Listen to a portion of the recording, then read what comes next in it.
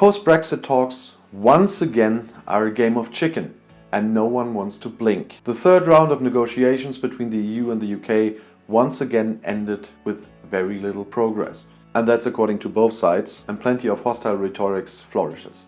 But unlike at many crunch points since the 2016 referendum, everybody now has bigger problems than that because they have to answer a global pandemic, leaving drastically less political focus to force through a compromise and avoid a crash. Having agreed a divorce package last year that allows the UK to still trade with the EU, both sides remain on an impasse on various issues, the thorniest being the so-called level playing field, designed to prevent the UK from undercutting the EU in the future. Britain's chief negotiator David Frost said the major obstacle remains the bloc's insistence on the UK abiding to EU law and standards in exchange for access to the single market. The UK continues to oppose this demand, over and over arguing Brussels does not require this from other countries. He says the EU has signed other free trade agreements like with Canada, and that's where often the Canada-style agreement they want comes up. But that's something you can see in my video about the CETA deal that's coming up soon.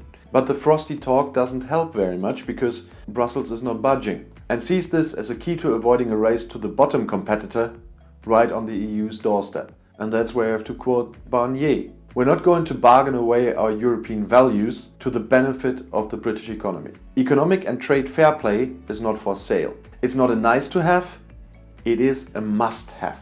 The EU also underlined its intention to follow what Brussels sees as a letter of the law by launching disciplinary proceedings against the UK by violating the EU's freedom of movement requirements.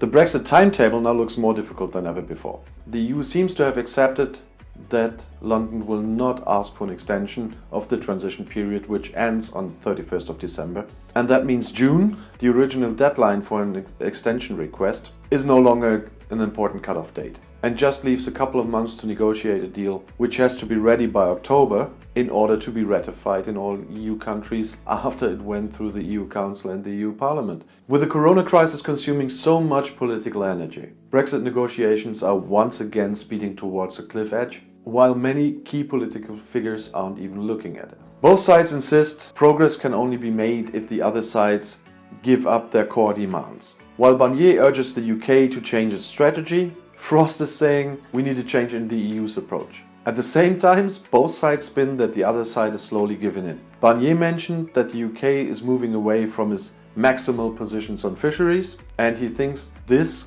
could be a sign that the same could happen in all the other areas as well.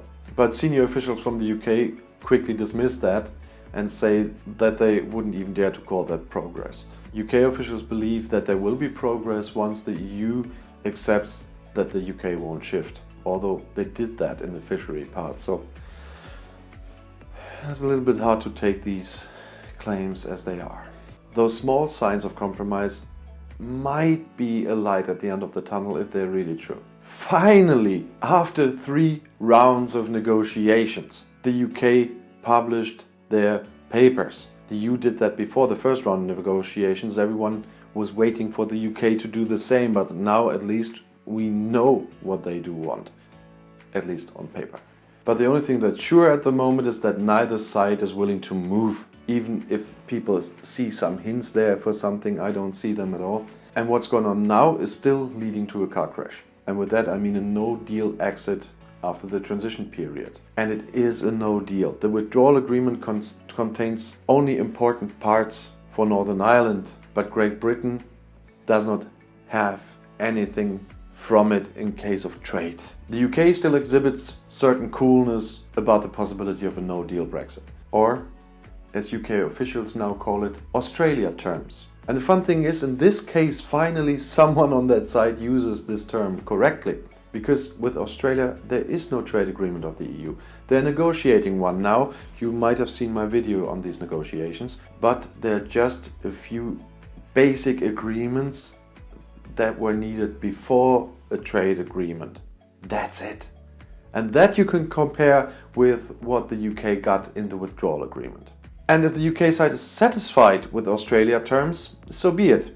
Because whatever some people in the UK might think, the EU is not giving up its core principles. The single market is the biggest plus point of the EU, and they won't sacrifice it for these negotiations. And the UK can't get access to the single market as they had before without the obligations that come with it.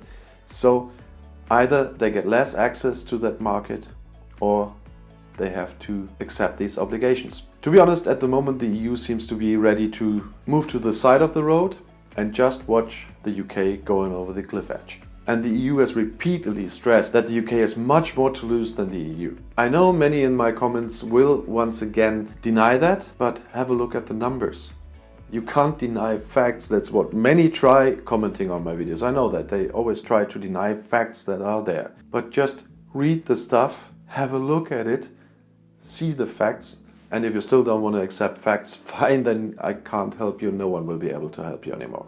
Of course, a hard Brexit will be a blow to the EU economy. But first of all, we just negotiated new trade agreements, and we are negotiating further trade agreements at the moment. And have a look on all the trade agreements the EU has and the growth that comes with these new trade agreements that are already negotiated. They took 9 years, 7 years, 5 years, but they're finished now. The UK will need years to negotiate free trade agreements like that, if the others are interested to have them, because you're not as big anymore as you were as a member of the EU.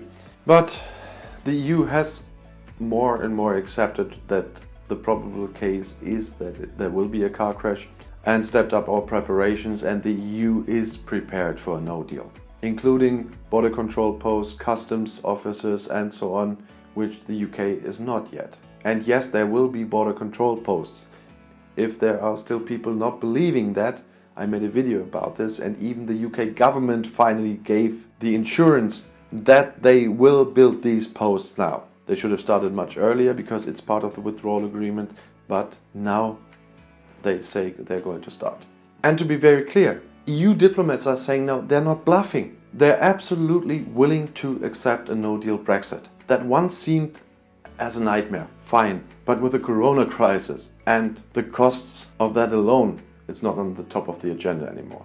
And with everyone with really nasty comments under my videos repeating about the Germans have to pay for everything. Our Chancellor just agreed to pay 135 billion euros to fight this corona crisis in poorer countries in the EU. And if you now want to know more about European politics from a German point of view, I put my next video in the end screen. Click and enjoy. I'll see you there. Viel Spaß!